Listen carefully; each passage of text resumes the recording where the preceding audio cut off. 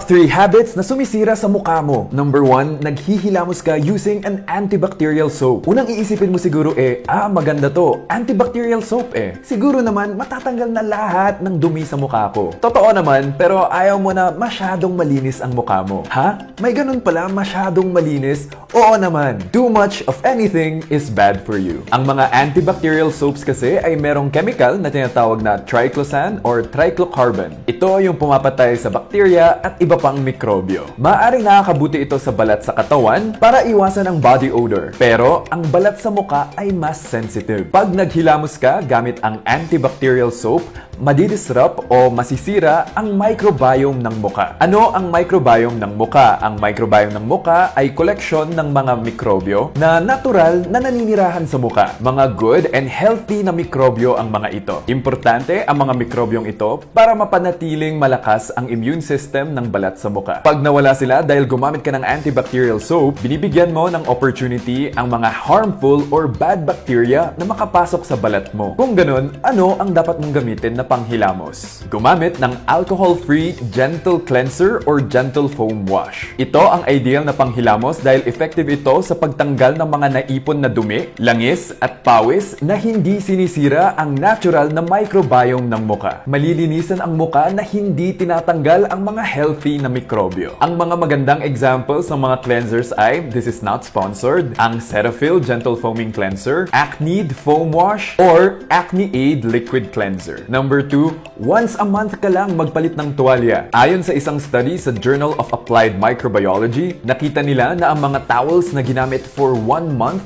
ay mataas ang levels of harmful bacteria tulad ng E. coli. Ang E. coli, normally nahahanap yan sa bituka. Hindi yan dapat nakikita sa balat. Kaya imagine mo na lang 1 month mo ginagamit ang tuwalya mo, pinampupunas mo sa mukha mo, at hindi mo namamalayan na yung mikrobyo na galing sa bituka mo ay napupunta na sa mukha mo. Ayon sa CDC, ang recommended na frequency na pagpalit ng tuwalya ay once a week.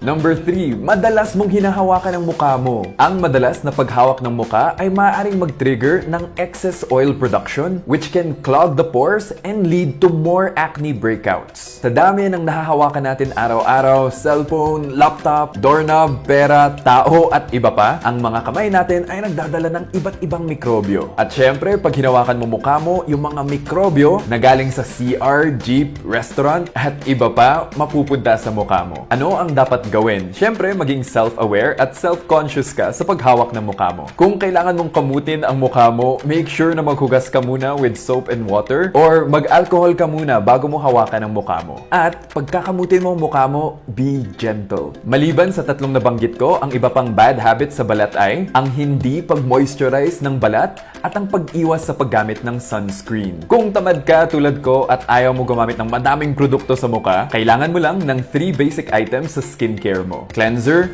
moisturizer, and sunscreen. Ligtas ang may alam. Hanggang sa susunod, take care.